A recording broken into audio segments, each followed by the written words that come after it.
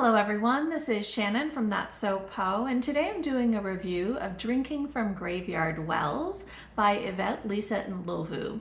This is a collection of short stories that are sort of literary speculative fiction that really tackle a lot of very interesting political and social and cultural topics. Ndlovu is an author who's from Zimbabwe originally, but went to college and grad school in the US, and her writing is just so fantastic. So I want to tell you all about why I love the short story collection so much. The first aspect of this story collection that I think was really stand out was just how beautiful the writing is. I think that Ndlovu has this way with creating visuals and atmosphere. Her writing is so evocative and so lyrical. There were just many places in this collection where I had to stop and just process how beautiful the writing was and how much I felt immersed in the story that was being told. The characters feel so real and somebody that you really connect to, engage with. When they're going through struggles, you feel that.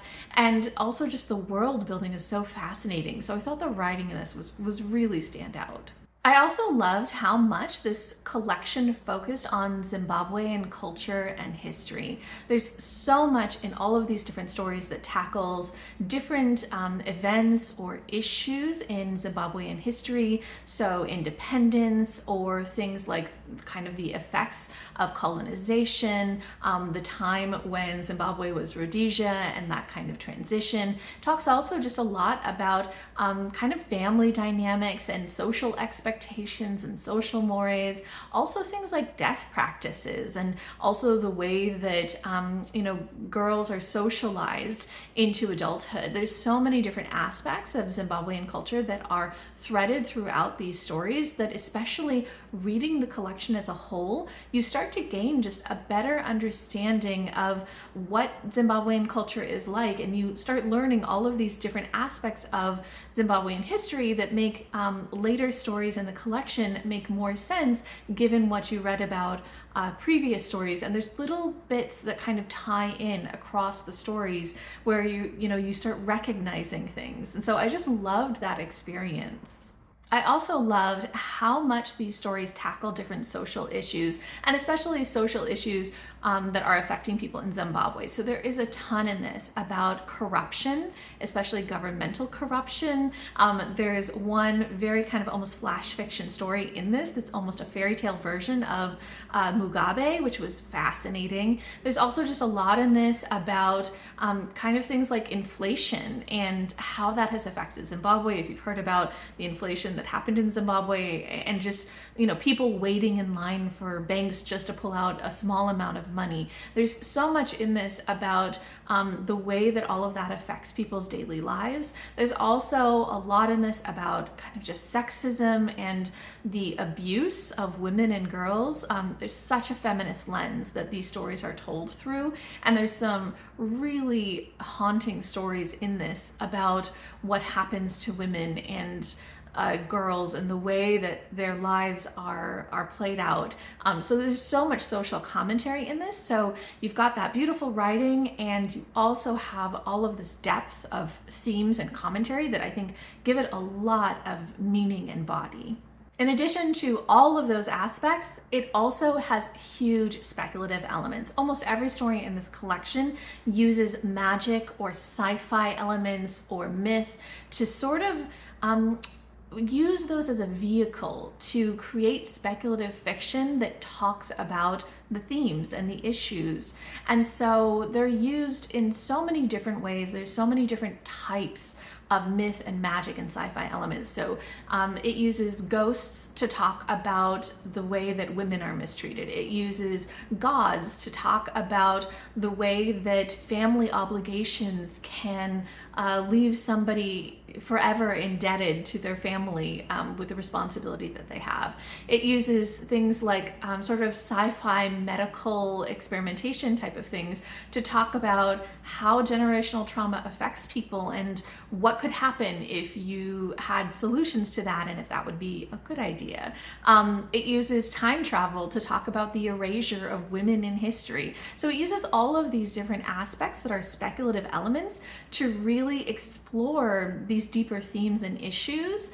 And I just loved the way that that was done throughout all of the collection. And lastly, one of my favorite things about this collection, I think because it is a more literary style of speculative fiction, is just the layered meaning. So many of these stories were stories where I read through them and I got to the end and I had so many questions where I could tell that certain aspects of the story must have meant something, but I couldn't tell what they meant until I spent that time to reflect on it and, very importantly, to discuss it. So I buddy read this collection with my friends Angela at Literature Science Alliance and Kristen at Kristen L. SFF Reader, and we got so much from discussing and thinking about these stories because there are a bunch of layers, and sometimes it took a while to kind of think about what exactly is this story trying to say, or what do we interpret it as saying. And that was such a fun puzzle, and it really made all of these stories so intriguing. It makes you want to reread the collection and think about them. And the further into the collection we got, also some of the learnings and takeaways from previous stories played into our interpretation of later stories as well. And so it was just this really enriched experience of reading the collection that I thought was absolutely really fantastic. So I highly recommend spending time to think about these stories, or if you have somebody that you can discuss it with, that is just excellent because you get so much more out of it through discussion.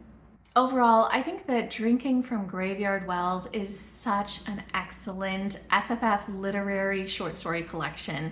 I think that if you like SFF that makes you think, or SFF that tackles really interesting social and cultural and political topics, that explores identity, that also digs into some mythology and history from Zimbabwe, I mean, this is such a great collection, but it's also just so beautifully written, and it has so many layers. I also think one of the really fantastic things about this collection is I think it actually has very wide appeal.